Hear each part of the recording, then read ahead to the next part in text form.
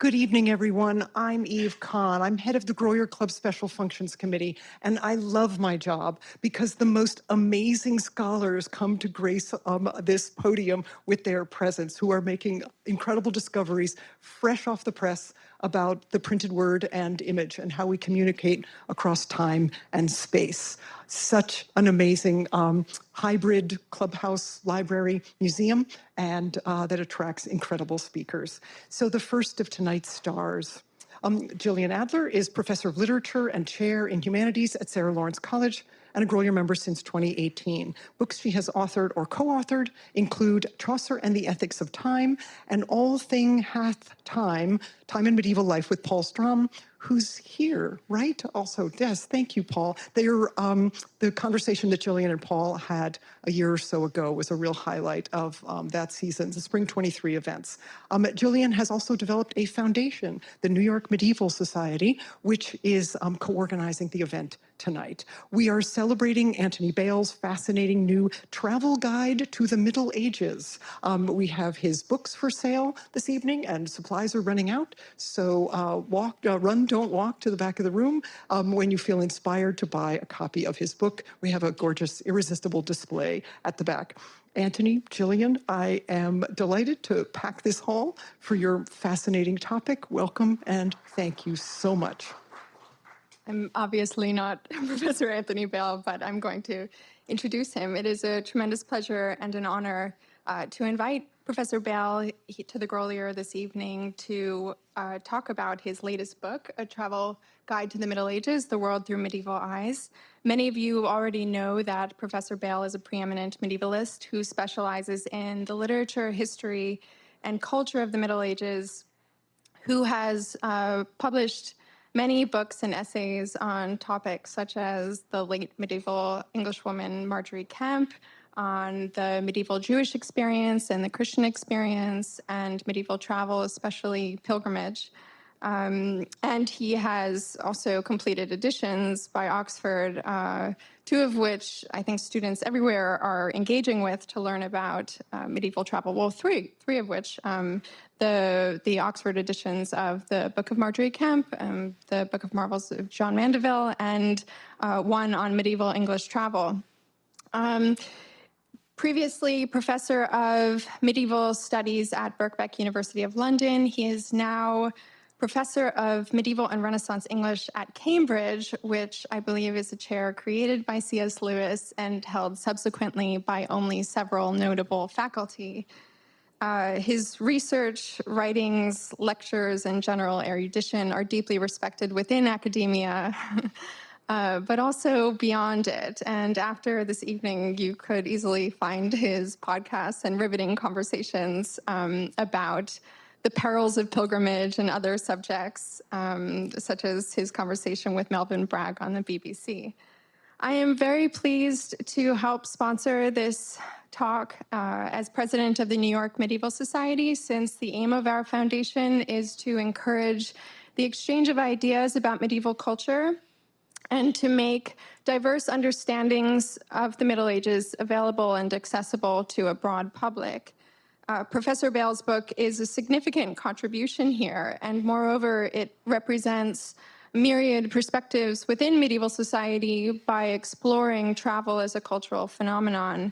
The book illuminates the perspectives of travelers, all kinds of travelers, pilgrims and penitents, merchants, spies, students, and others, by looking at different forms of writing, not only travel guides, but also autobiographies and diaries, itemized records, and I think we're going to get a look at this diversity of writing.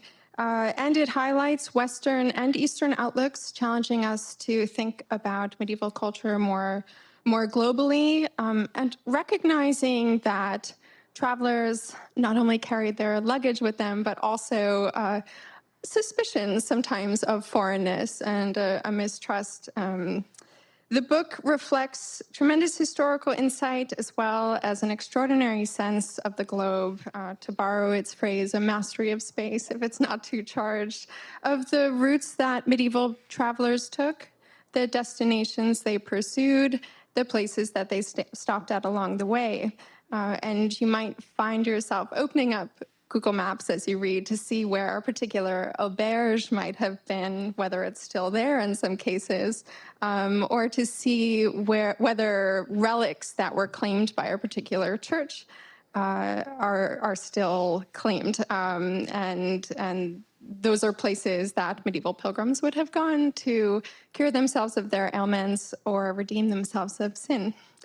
Professor Bale, his knowledge of physical books and material culture and his scrupulous examination of sources makes his presence here at the Grolier tonight very special for us members. So I'd like to thank him, thank the club, and thank Eve and Tracy especially for encouraging the event and helping to organize it. And without further delay, please welcome Anthony Bale.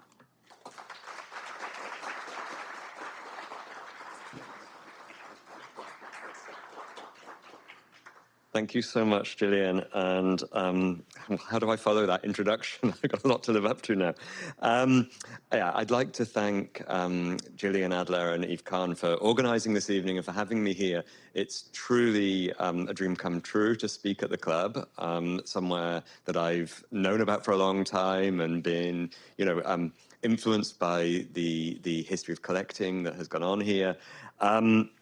And the way we're going to structure this evening's event is that I'm going to talk for about 15 minutes about some physical bibliographic artifacts which have made their way into the book or have influenced me in how I wrote the book.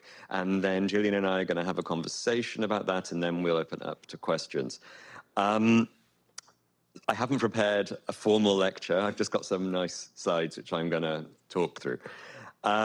So I need to just check the time because I can talk about this stuff for a long time if I don't check.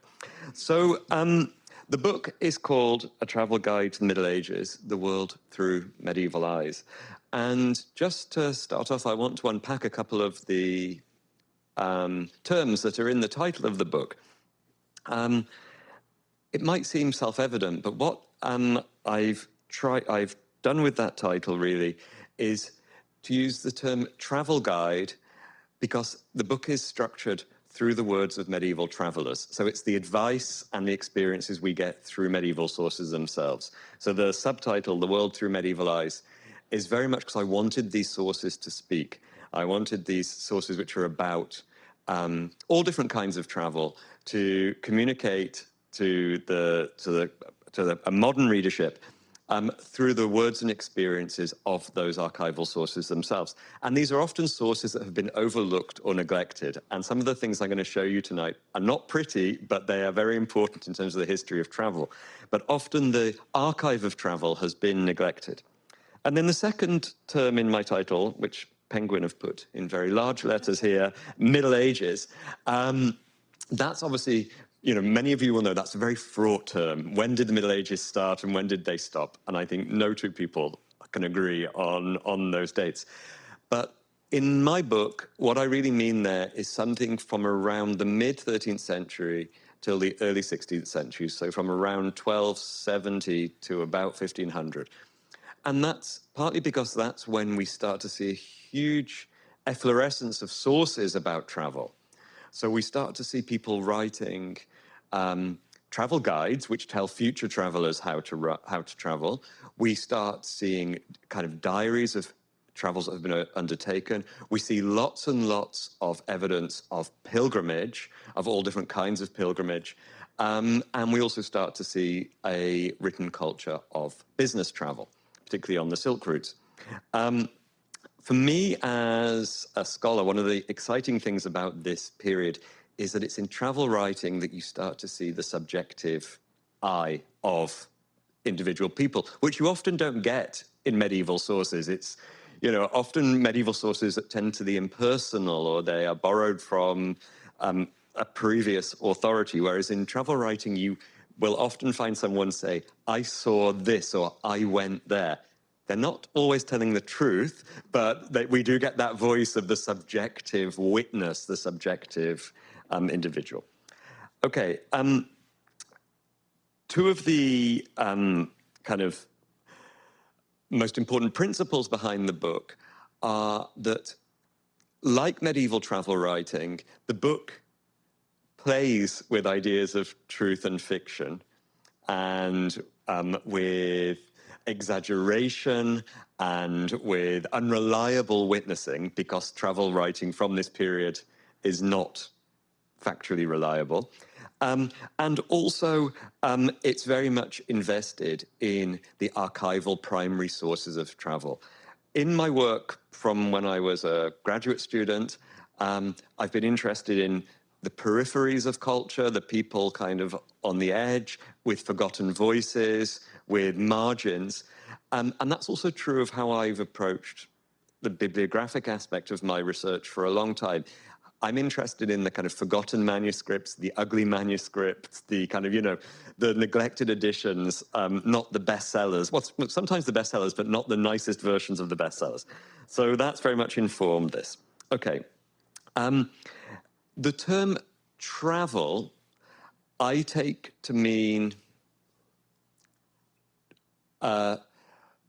wayfaring which is understood by the person doing it as a journey. So being a vagrant or being conscripted into an army or being forced into exile is not really travel. Travel is something that you understand as travel. And in the Middle Ages, people who travel often expect to be transformed in some way, either spiritually or through profit. They're the two main motives for travel, is to do something for the profit of your soul or to do something for the profit of your money bag. I was going to say bank account, but most of them didn't have a bank account. Okay, so just very, very briefly, I want to mention 4 kind of inspiring starting points for the book. One is a book which was in my dad's library when I was growing up. My dad was a geographer, and he had lots of atlases and globes and maps in his office.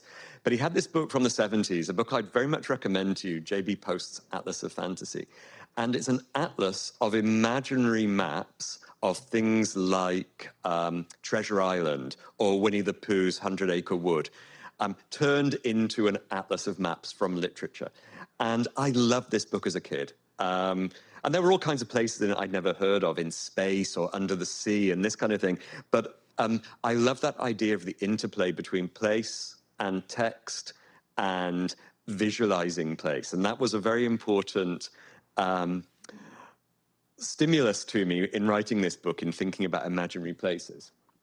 The book starts with the first chapter with an account of Martin Behaim's globe, which is now in the German National Museum in Nuremberg. It's an incredible artifact for lots of reasons. It looks on this slide like it's a globe of the world, but it's actually more like an encyclopedia. It's got a printed text on it as well as a map, and a lot of the text is from Marco Polo, from Mandeville, and from authoritative sources of travel. One of the important things about it is it was made just a few months before news of a certain Christopher Columbus's journeys came back to Europe. And so it's a globe with 3 continents. If you sail west from Africa, which you can see on this picture, the next place you get to is Japan on this globe, because there's no America on it. There's no Antarctica, no Australia, no Americas. But it's still a total globe. So this made absolute sense in 1491 in Nuremberg. And this globe was put in the city hall in Nuremberg for people to think about the whole shape of the world, partly the legendary shape of the world, but also where the best nutmeg was to be found, where the best cinnamon markets were, where, the merchants of Nuremberg could get more business from. So the globe is this kind of living atlas, both of past texts and of future promise. And then sitting next to that on this slide, looking a bit like a globe itself, is COVID-19 virus. And this was a really important influence for me, because I wrote most of this book during lockdown, and I did lots of the travel for it in extremis. And one of the things that fed into this was that before the COVID pandemic, we as a culture in the Western world, we traveled in all kinds of ways which we took for granted. It was normal to cross continents for work. It was normal to commute on aeroplanes. Then suddenly we couldn't go next door. We couldn't see people in the next street. And one of the upshots of this was that travel started to be regulated, and the traveler's body started to be certified in ways which were actually very resonant of medieval travel around, having to say who you are, prove your identity, prove your health, prove where you've come from in ways which were also nascent technologies of medieval travel cultures. And I'll show you an example of that in a minute. And then the last image on this is the cover of my 2012 translation of Mandeville's Book of Marvels and Travels. The illustration on the front of this is from a wonderful manuscript in the Bibliothèque Nationale in Paris of these two dog-headed animals of the Far East exchanging gems, and they're, you can see they're fully reasonable and eloquent bodies. And this is a very important text in the Middle Ages. It was much more popular than Chaucer, and it was the main source of knowledge about the shape of the world, about natural history, about botany, about biology, about the planets. But it's also full of brazen dishonesty, and has a very, very playful relationship with the truth. So this was important intertext. Mandeville's book starts off as an account of a trip from England to Jerusalem. And then once the narrator gets to Jerusalem, it kind of fragments and goes off to Sumatra, Borneo, Java, China, India, Ethiopia, and becomes this kind of voyage of curiosity. But it was also used by travelers, and I'm going to show you some of those books in a second. When I'm thinking about the archive of travel, the bibliographic archive of travel, I'm not just thinking about travel guides, of kind of rough guides, let's go guides. We're also looking at all kinds of other evidence of how people traveled or how that then got written down. These can include itineraries that people write within books, ex libris inscriptions of someone saying this is from a monastery, or this, I wrote this at a monastery, I wrote this at a particular place on a particular date. Descriptions of places, often descriptions which tell the traveller how they should ideally travel according to a very rigid set of places, like the Stations of the Cross and the Via Dolorosa. Medieval library catalogues and wills will often say, people will say, a book about Jerusalem, a book about Rome. We don't know what that book is, but they appear very frequently in people's wills and library catalogues. Souvenirs from shrines, and indulgences, which were often written, but then they were one of the first things that were printed when print came to Western Europe. Printed indulgences for pilgrims, which give them a reduced time in purgatory, one of the things which powered the printing industry in the 15th century in Europe. We also look for some paratextual material like pilgrim badges sewn into manuscripts and stains. I'll show you a stain in a minute. And then books that seem designed to travel. So there's an idea that there's something called a holster book, which you might slip into your holster as you're riding along. I'm a bit skeptical about this. And then things like letters of safe conduct and precursors of the passport, which I'll show you in a second. Okay, so I mentioned itineraries. Sometimes we'll find, like this first image at the top, lists of places written into books which don't necessarily have any relation to that itinerary. This is an itinerary which no other scholar had really noticed before I found it, hiding in plain sight, like lots of my material, in a manuscript in the British Library. And it describes the itinerary of the Osborne family through Austria to Florence, with the place names written in kind of English versions of their Italian names. And we know that this book was probably used for traveling, partly because of these names, but also on the next page, which I couldn't get a photo of, there's an Italian windrose of the names of the winds. And that means that the person who had this book, which is a copy of Mandeville's Travels, kind of took it to Italy with them. On the image on the right, you can see a kind of coffee cup stain. That's actually a pair of sweaty glasses, medieval eyeglasses that have been put on the book. And I like the idea of somebody kind of, you know, sweating through Italy, reading Mandeville, and then kind of, you know, taking their glasses off. Okay, I'm going to go through this very quickly because, I just want to introduce the sources to you. This is another Mandeville manuscript, again, which hadn't really been examined and no one had really made much of it. It's in Manchester, in Chetham's library.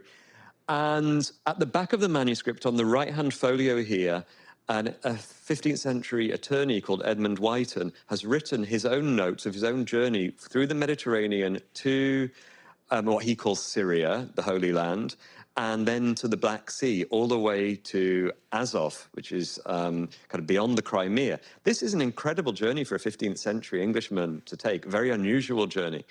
And we know that he was an attorney and a merchant, as well as a pilgrim. So he embodied several of these traveling identities. And he wrote this itinerary on this page at the back in these scrappy notes. But they do show that he was traveling with a Venetian galley all the way through the Eastern Mediterranean. That gives us a unique sense of somebody's horizons, but also they're carrying their copy of Mandeville all the way to the Crimea with them. And that's incredible to me. And yeah, I just mapped his places onto this slide, showing the kind of where he went and how that can be mapped onto medieval, really onto the medieval Venetian Empire. I'm happy afterwards to go over any of these slides. I know I'm going through them quickly.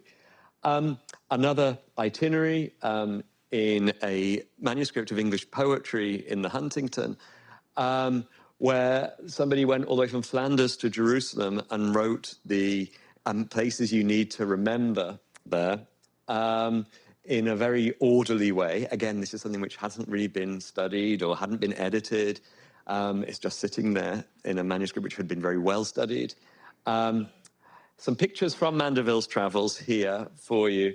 I just wanted to show you this one because on the middle image, you can see Mandeville in the margin writing his book, sitting there as a kind of ethnographer or, you know, travel writer, as he's looking at some monstrous peoples with their faces in their chest. At the top, you've got some cannibals, and at the bottom, you've got some naked, headless people.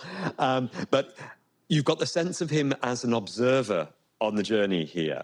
And I won't talk about that, it's too much to go over. But okay, but I just want to mention this because this is one of, so at the beginning of the book, I introduced 3 English travellers. One of them is called Beatrice Luttrell. You might recognize her surname from the Luttrell Psalter, one of the most famous medieval books. These images at the bottom are taken from that. She was the daughter-in-law of Geoffrey Luttrell, who commissioned that book, and that's Beatrice Luttrell there on the middle image with the dress around her, kind of low around her shoulders.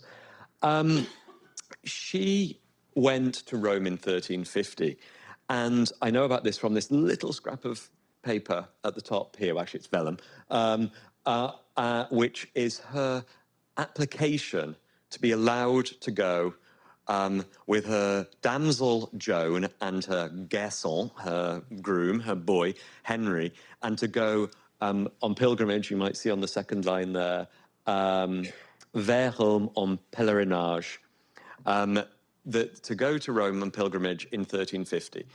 And I'm able from this source to actually pull together quite a detailed portrait of Beatrice Luttrell's life. She was going to the Rome Jubilee, which was the second Jubilee. About 1 million people went to Rome in 1350, which was to give thanks for surviving the what's often called the Black Death, the Great Plague of 1348 to 9. Probably not a great idea for 1 million people to get together after a pandemic, but, you know, and also we know that she was childless, and she was about 40 at this point, she was probably going to Rome to pray to be given a child. This is a really useful source as well, because it shows how the material archive of travel is often very evanescent and very kind of scruffy. And if you think about your own kind of boarding passes or your old passports and things like that, things that you might discard, this is the medieval equivalent of that. I think I'm going to stop there, and Gillian and I are going to chat through some of the issues I've raised and some of the other things. But really, I just wanted you to. This is another one of my sources, but as I said, I'd stop. I will. Basically what the book tries to give you a sense of is that there's these individual voices, these individual histories and stories, which are in the archive waiting to be discovered, about really improbable places and experiences and a huge amount of detail, right from what you should eat and drink and what you should wear and that kind of thing, and all the way to thinking about how the world works. How do you circumnavigate the world? How is the world held up in the firmament? These huge kind of cosmic questions, and they often start with the banalities of travel. Thank you. Okay, okay. This is a source I made a lot of in my book, and this is a wonderful travel guide to the East, written in the late 15th century, and this is a merchant traveller. And really, he gives huge amounts of detail about what you should buy at Venice. He treats Venice like a huge supermarket, and he spends a lot of time worrying about his bowels. That's the main thing he is worried about. But don't forget that if you went on a journey like this in the Middle Ages, you were fairly likely not to come back. People expected to die. And they talk about seasickness, but they seem to mean something like dysentery, which is actually going to kill them. But yeah, he gives these prescriptions about what you should buy. Don't eat during hot weather. He tells you what herbs to have: violet, borage, spearmint, aniseed, very important. Englishmen aren't liked in most places unless it's because they're rich or because they're in charge. You need to buy bedding, a kind of commode and urine jars at Venice. You need to buy a cage with a hen in it, and you need to see that the hen is laying eggs, otherwise you'll be ripped off, and you don't want to buy a male chicken. Barrels for wine, a lot of information about where to get good wine. You need to get an enema kit and suppositories made out of soap shaped like a man's finger, he says. And then there's a lot of information about diarrhea and how to stop that by eating biscuit and eating chicken soup. And then not drinking seawater. Seawater was regarded as one of the worst things you could possibly do. Okay, I'm going to stop. Thank you. Oh, thank you so much. The last slide you showed, it reminds me of this chapter on Venice where you're talking about sort of the rise of tourism and how Venice is the place where a lot of the documents that we see now associated with sort of passports and bills of health, this is where they were developed. And you have also all of the transitory places, you say, where people stop at along the way. So I think that's something to come back to, but I wanted to begin with an initial idea you brought up about your research for the book. And you mentioned that COVID conditioned your research, but in the preface, you discuss, or you mention how you were traveling for your research, how at times you were sitting in the hushed libraries of monasteries and palaces from Oxford to Istanbul, but also then how you got lost in Aachen and rained on in Beijing. I think that's right. It got much worse. I'm sure. And it alludes to a theme that persists in your book, the idea that travel, as you write, is endlessly seductive, but the reality of it rarely lives up to the stories we tell about it. There's the tension between travel, the reality of travel involving packing and carrying your luggage and having your documents in order, and delays, illnesses, shipping, and many challenges that you detail throughout the book, and then compared with the stories of our adventures and presenting ourselves as travelers almost sort of with these feats in the face of the unfamiliar. So I'm wondering if you could tell us a little bit about how your experience traveling for the research enriched your sense of medieval travel, keeping in mind, with this experiential dimension, keeping in mind the tension between the two? Yeah, sure. I mean, my happy place as a researcher is very much in the library, in an archive. But I had developed this way of thinking about my research as a kind of embodied experience when I was doing the Mandeville edition, of trying to work out some of the questions and problems in the text by going to the places he describes and trying to work out what he was trying to report and where the source of the kind of misunderstanding or whatever was. I had promised the press when I contracted the book that I would travel to as many places as I could, and then the pandemic started, and I tried to keep that true to that promise. And I traveled really in extremis, and I'm a very unafraid traveler, I think, also kind of reckless or foolish traveler, but everything went wrong that could, and I'm really not exaggerating. I got Lyme disease in Germany from a tick bite. A plane on the way to India turned round in midair because India went into lockdown. I got COVID in the Maldives, and it was all a disaster.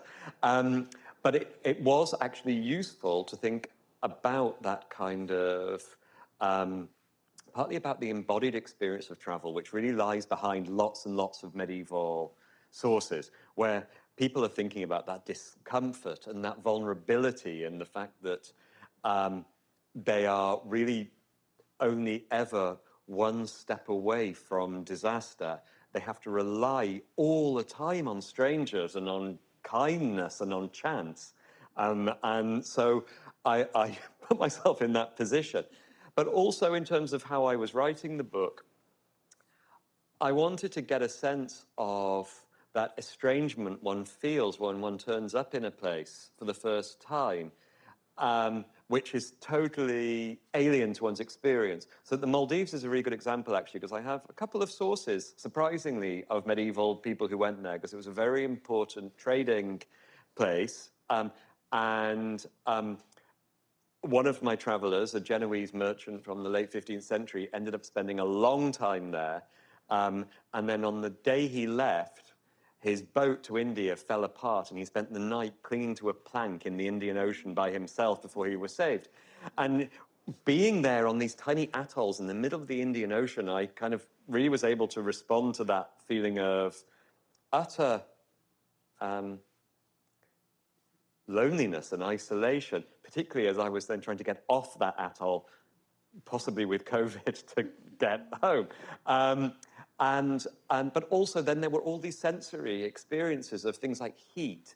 The first thing I noticed in the Maldives was these enormous flying foxes, literally fox-sized bats flying around the trees. And this was just an incredible experience for which I hadn't expected. So they're in the book. And crabs everywhere, walking up the walls of buildings, walking along the streets, and mosques made out of coral. These are things which my sources don't talk about, but were there when my sources went there. So I was able then to kind of weave those in.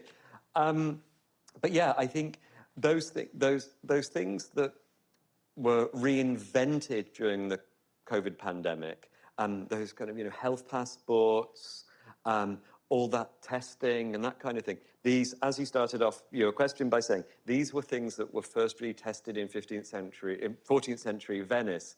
In the wake of the plague, it was Venice and Dubrovnik that first developed lazaretto islands, which were quarantine islands where people had to spend 40 days before they could enter the main port.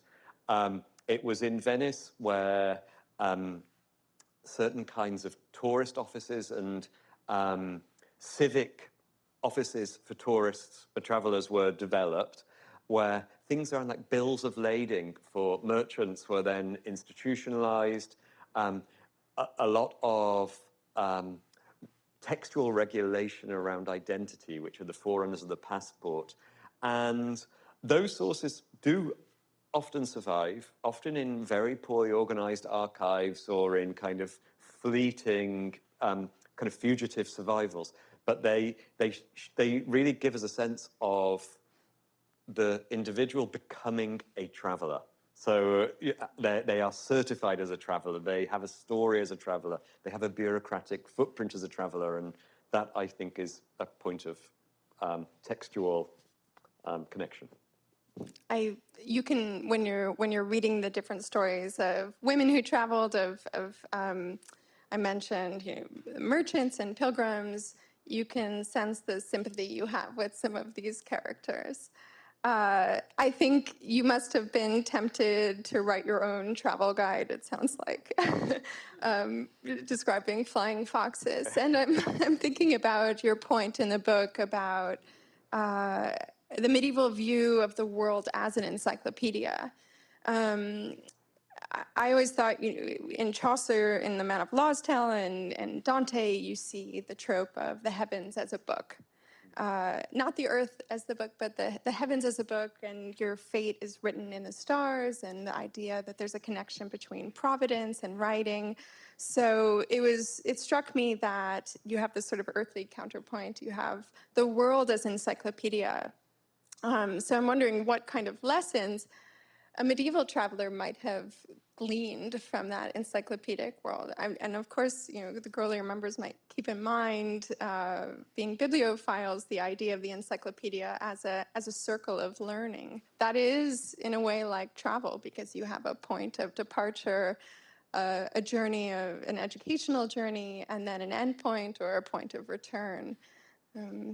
That's a great question, and there's lots of different answers I want to give to it. But I suppose in the Middle Ages, there's an ideal journey you can make. There's a kind of template of a pilgrimage. There's theories of how you should take a pilgrimage. Your intention should be entirely spiritual and set on your destination, on the transformation that you're going to undergo when you reach your destination. You shouldn't have any curiositas, any wandering, any kind of touristic impulses about the weather or sights or the food or the other people. You should be spiritually set on that. But that does require the traveler to submit themselves to providence and to trust that they're going to get there. And when they have to think of what am I going to pack, or what should I wear, or how am I going to show that I was transformed by this journey, these become very practical questions about material objects and material choices and about shopping. And so I think that there is a tension from the early Middle Ages all the way through to the Protestant Reformation about the spiritual ideal of travel versus the practical intrusions of being a traveler. And that's something which lots of my sources are struggling with. Mandeville, I think, one reading of Mandeville is that his book is mocking the idea that we can ever read the whole encyclopedia of God's creation, that we can ever understand it all. And so part of his playfulness about having those dog-headed creatures or the people with no heads and stuff is by saying, if you believe this, you think you can understand the mysteries of the world, and nobody can. And so I think that's one way of reading that playfulness around curiosity and inquisitive non-knowledge. At the same time, Mandeville's text is one of the main sources people had in the Middle Ages for knowing that the world was round. He tells a story, which I repeat, about a boy who sets off from Europe and walks a really, really long way, and then he gets somewhere where people are talking like his mum and dad talk, and they talk to the cows like his mum and dad talk to the cows. And then he realizes he's come home and he's circumnavigated the world without realizing it. And this is, obviously it's a post-medieval myth that people thought the world was flat, but medieval people didn't know how to get around the world. They knew it was round, they just didn't know, because the practicalities of travel, danger, hazard, laziness, whatever, always got in the way, and so no one had ever circumnavigated it.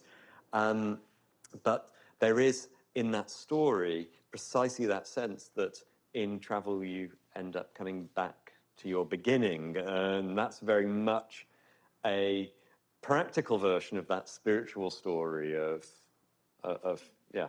And Mandeville's book is one of the primary sources that for the globe in Nuremberg in the 15th century, Yes.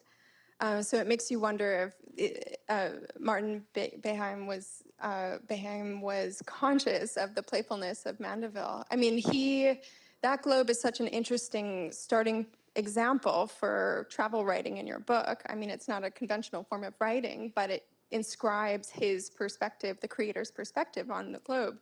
It alludes to, well, you discuss the material and economic context, how the globe is made, and the fact that it's paid for in part by the Nuremberg city officials and it's displayed for city officials. But you also show that it's this sort of transitional artifact because it's pointing to the age of exploration, alluding to the creator's interest in exploring the coast of Africa, but it's also looking back to this medieval biblical idea of the earth apple and the sense that the globe is God's perfect creation and its circularity, right? And it has the TNO map, which is reflecting the Trinity, but it's also reflecting this particular historical circumstance and perspective. Yeah, and Yeah. and it's one of the things that I discovered in thinking about the globe is that two of Beheim's sisters were in convents in Nuremberg, and so they couldn't travel. But this would be something where they could think about the kind of the widest world. They could think about where the best nutmeg market is going to be without leaving their cloister. And that, again, is a very animating tension in medieval culture about whether people should be traveling, particularly for pilgrimage at all. If you can make a pilgrimage inside your heart or inside your soul, that would be better. And I mean, I do write about this a little bit at the end of the book, but in medieval Europe, there were lots of virtual ways of traveling, of having itineraries around your cloister, saying, if you take 8 footsteps to the west, you'll be at the Mount of Olives, and 3 more footsteps to the east, you'll be at the Kidron Valley, and 6 steps to the south, you'll be at Golgotha. And the nuns would walk through Jerusalem in their heads in their cloister. But the globe is doing a similar thing for some of its users, I think, where you can spin into a fantasy world which promises all kinds of vistas, which are actually more seductive than getting on a disgusting, stinking boat, getting seasickness, and then dying in some distant shore. Right. I mean, these are some of the more sensational parts of the book where you detail the perils of taking this journey. And I think you mentioned how people would have surrogate pilgrims too, right? You could send someone on pilgrimage for you. Maybe they would bring in an image of you or something. And then you could avoid the hazards of weather, shipwreck, piracy, all these things that could really put you in danger. And I think that's a really interesting difference, or maybe it's not so different, but place can travel in the Middle Ages with artifacts, with memories, with contact relics, where you rub your cloak on a stone in Rome, and the cloak then carries that holiness back to your community. So the 3 main stimuli for normal people to travel in the Middle Ages on pilgrimage. One was for medicine. If you had broken your leg, you might go to a shrine to pray for it to be healed. One would be as on behalf of your community, you would be sent by your village or by your family or by your household. And the other was on a kind of penitential pilgrimage where you could be sentenced by a court to go to Santiago de Compostela or to Jerusalem. And part of that was precisely to show the punishing nature of travel, but also that travel, for all of us, whenever we go on holiday, we think it's going to transform us in some way, even if it's just going to give us a break and we're going to come back restored or refreshed or having tasted some new food or met some new people. And that's the kind of extreme version of that kind of promise of transformation, that a sinful, criminal wretch is going to come back wiped clean of their sins. So I'm wondering then if you have this physical pilgrimage that becomes a priority for medieval people in the 14th, 15th centuries, but then you have the great spiritual authorities, St. Augustine, Boethius, who are saying that interior pilgrimage is sufficient, that you can take, your soul can descend on its own, and you can kind of respond to the gospel exhortation to take up the cross and follow in Christ's footsteps virtually or in an interior way, that you don't need to physically get in a boat and go to Rome. So there is this tension, and it sounds like it's related to, at least in maybe in the secular world with women like Marjorie Kemp, the allure of travel, the developing context of relics, the fascination with incorruptible bodies that you can take apart and that can travel like books around Europe, and then the promise of a new self, right, as you write in your book. Yeah. And the development of really established infrastructures of travel around, inns and relays and travel guides, which tell you how to do it. So it stops being a kind of haphazard experience of the individual against the world. It actually starts being more like a package tour where you have a whole group supporting you. But I mean, you're absolutely right. There is all throughout the entire period of what we call the Middle Ages, there are very vocal voices against pilgrimage, and that's a constant of this. But at the same time, it becomes something which millions of people are doing, and normal people are doing, ordinary people. You don't have to be wealthy, you don't have to be literate, you don't have to be well connected. And part of the infrastructure which exists is about charity. One of the kind of corporal works of mercy is to give lodging to the stranger and to give people a bed for the night. And most pilgrim hostels were free for the first night.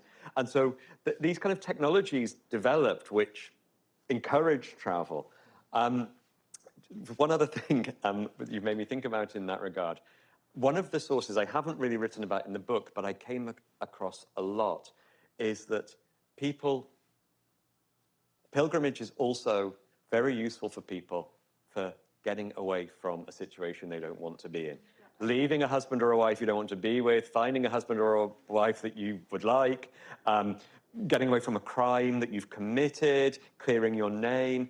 One of the main sources we have of individual pilgrims is in legal records where someone's vanished having not paid a debt or having stolen a book or some beer or something like that, or murdered somebody or been married twice and that kind of thing. And this is actually a really important animating stimulus for travel. And there's a really great fun book I'd recommend by Bale, the French philosopher, called How to Talk About Places You Haven't Been To. And he locates one of the origins of travel in the history of the alibi, where you have to say to a court, I was somewhere when you know you weren't. And so you're actually doing some imaginary travel and saying, that place was like this when you are, in fact, describing a place that you've never been to. Run away. Yes. I mean, the premise you describe, it sounds like this story you tell about the pilgrimage to Aachen. I think this particular woman, Dorothea, maybe? Dorothea of Montaut. And she has an abusive husband, and so their reasons for pilgrimage are different, right? He goes as a penitent, and she goes to see the relic of the Virgin Mary's cloak on the night of the Nativity. So that's a good example. I'm curious about that particular place. If you could tell us a little bit, because of course there's Rome, Santiago de Compostela, and Jerusalem all competing for this main destination. But then you have these other places. I mean, you explore so many places in your book. How did a pilgrimage route to Aachen, or how did Aachen compare to these other places? So the easy answer to that question is that there were three great pilgrimages, Rome, Jerusalem, and Santiago. And then there was actually a kind of league table of the next places to go to. And this changed over time, but Aachen was one of the places for its relics of the Virgin's smock. And there are a couple of other biblical relics. Wilsnack in northern Germany, not far from Berlin, where there was a phial of the Holy Blood. That became a very popular pilgrimage site. Loreto, the places that have remained important Catholic pilgrimage shrines. Walsingham in Norfolk, Canterbury for the Shrine of Thomas Becket. We know, I mean, very briefly, we know how popular these places were, partly because of the number of accounts that exist of them, but also there's a wonderful Dutch research project which has tracked all the pilgrim badges found throughout Europe and has mapped how far they went and, which ones were most popular. And, you can find, say, badges from Aachen all over Europe and in kind of northern Sweden and in Spain and in Romania. And so we know that this was a very popular shrine. And we also have accounts from Aachen of the relics having to be shown from a raised balcony that was built above the cathedral because it became too popular. And then people would have little badges sewn into their clothes to reflect the relic and be touched by the reflection of it. Because in medieval ocular theory, seeing something was making physical contact with your retina. And so touching your badge was like touching it. And that's a really nice idea of that kind of physicality or an imagination that people had. Aachen itself, if you haven't been there, if you have the opportunity to go there, it was very badly bombed in the Second World War, but the cathedral is still very much Charlemagne's. And also it was designed by him, and it has this very, very unusual design. There are some images in the. Sorry, I check the time. We should but there are a few images in the book, and they're kind of done as woodcuts by a contemporary illustrator. And one of the things we wanted to get through that was to have the similar relationship between a medieval writer and their artist, where I would say, can you make a picture of the cathedral at Aachen and then leave it with him and see what he did with it.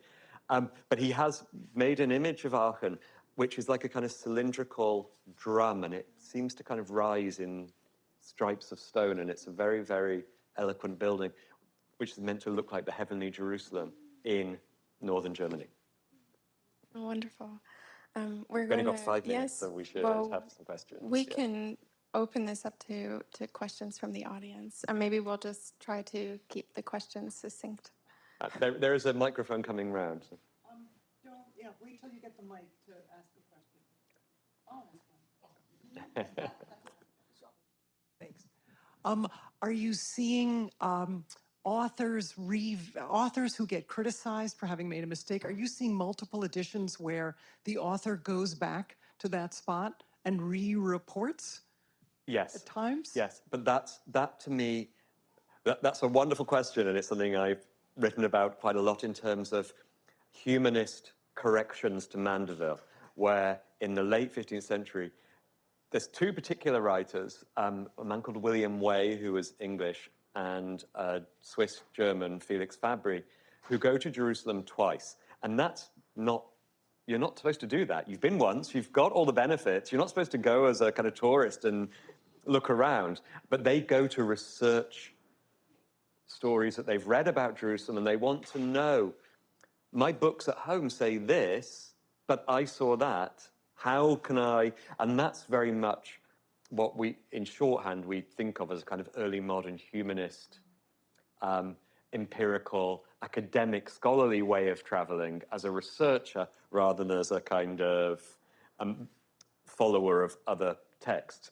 But yes, I mean, that's a relatively unusual case, but in other popular texts, like there's a medieval English poem called The Stations of Rome, which is a real doggerel poem of how to get around the main churches in Rome. And it's just wrong. If you used that as a pilgrim, you would be lost. But people did, but, but people seem to, they see what they want to see, I guess.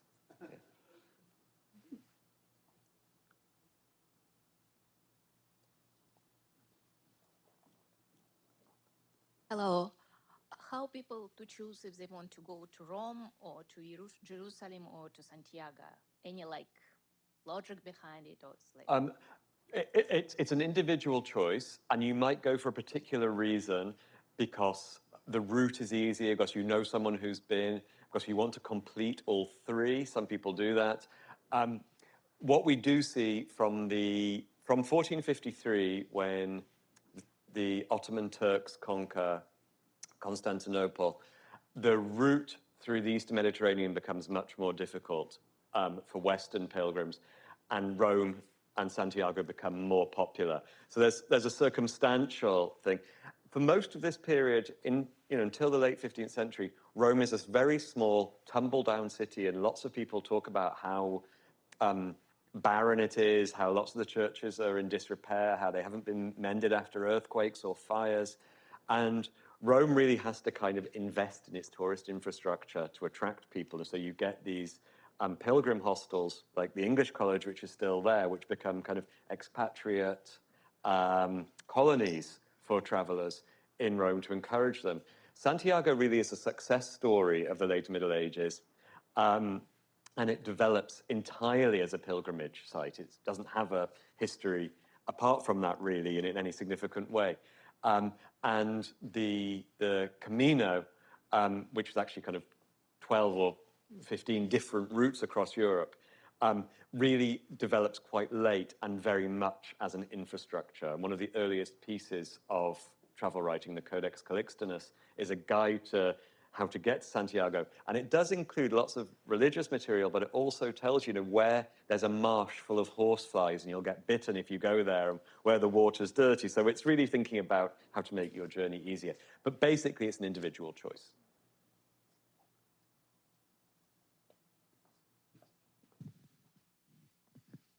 Thank you for a very informative talk. What are some kind of like novelties or long lost formalities for travel that you might have found interesting? Would that with some novelties that, or like long lost formalities during travel that? Yeah. So one of the things that one of the things that I've done in the book is, between chapters, I've put some little primary extracts from some of these curiosities about where you change money. That one of the things that one of my favorite sources is an English-French language guide called the Manière de Langage, which includes a conversation between two men in bed in a wayside hostel. And it's supposed to teach you what language you'll need if you go to a hostel in France. But really, it's all about them scratching fleas off each other and going to the bathhouse the next day. So there's a lot going on there. So there's a lot of sources like that, which I really enjoyed. But one of the crucial things which I think is worth remembering about medieval travel is that anyone going on a journey was expected to arrange their estate and settle their debts. They were expected to get the permission of their spouse, and they were expected to go and make a confession and get permission from their priest. And this is all because, really, they were likely not to come back, or they were expecting that they might not come back. And so that's a very different attitude towards travel as a kind of peril and as a voyage that you might be undertaking with a sense of dread rather than one of opportunity. But the opportunity also gets people to hit the road. So that tension between dread and desire, I think, is something which really animates lots of my sources.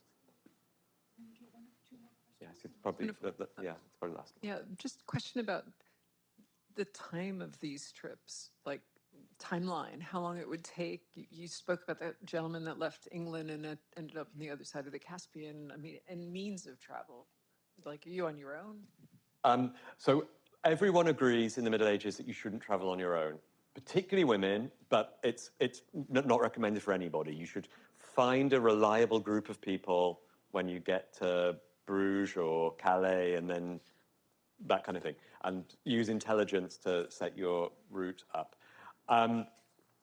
There is, basically, to get from Venice to Jaffa, which was the most popular route to go to Jerusalem, you were thinking of between 40 and 60 days. But in the Mediterranean, there's not very tides, so you're reliant on the wind. And my travelers write a lot about the very worst thing for them is to be stuck in a dead calm where you can't move anywhere and your food's running out and people are getting irritable and bored. And, people write about that in a lot of detail. So there's not set times, but one of the travelers I introduced in the beginning of the book is given leave to go away for a year from his monastery. And that seems to be the kind of time where you could undertake a big journey and then come back. We shouldn't forget that people make journeys to their local well or their local shrine or their local cathedral. And they're also important journeys for them. They might take a day, a saint's day or a weekend, whatever. We didn't mention Chaucer. We didn't mention the Canterbury Pilgrims. Yeah. But they never get there, so we don't know how long that took. So. Roger. Yeah, there's one at the back. Okay. And then just given the difficulties you've just been describing, I'm suddenly imagining, somebody going through all of this process, making their will, doing the last rites virtually, getting ready, setting out on their journey, and then making it halfway and then deciding, no, this is not worth it, and turning around and going back. I'm wondering if you came across kind of narratives like that of total disaster pilgrimages. I'm imagining those don't get written down as much, though. There's many examples of disasters. Many examples of people saying half my party died in Corfu or in Cyprus and had to be buried at sea. A lot of that. I don't have examples, as far as I can think of people turning around halfway there, at least not admitting it. Because, of course, when you got home, you might say, I have got sources where it seems to me that people didn't get to Jerusalem because they don't describe it. That last one I showed you, it says it's a voyage to Jerusalem. He doesn't include any information about that. So, but yeah, basically, there are a lot of examples of shipwrecks, of illness at sea, of death at sea, and there's a very, it sounds like a kind of funny story, but it's not. It's a very poignant story. Lots of my pilgrims get to Jaffa and they realize it's just not at all what they thought they had signed up for, and it's a disaster. And one of my sources talks about how a member of his party, they were charged to use the latrines, which were holes in the sand dug on the beach at Jaffa, and he refused to pay for it. So he was beaten up and then died the next day. And you think, gosh, that you've made this journey, and then that's the kind of interaction you have. But that's actually a kind of, you think about the hazards we all submit to when we're traveling, it's kind of resonant. Okay. Mine isn't a question, if you will forgive me for an advertisement. Roger Wick from the Morgan Library. And in January, we're going to open with an exhibition called The Book of Marvels that touches on many of these themes that you've heard about tonight, the other, travel. And also it's timely for me to mention this because the exhibition has been supported by Gillian Adler's New York Medieval Society. So since you are all interested in things medieval and travel and things about the other, please come to the exhibition opening in late January. Thank you. It's magic. Thank you. Thank you all for coming. This was absolutely transporting. Good night, everyone online. And in the room, you're fortunate enough to have copies of the book that you can have signed. My brain is on fire with flying foxes and seawater worms, and that was absolutely fascinating. More questions? The author is here.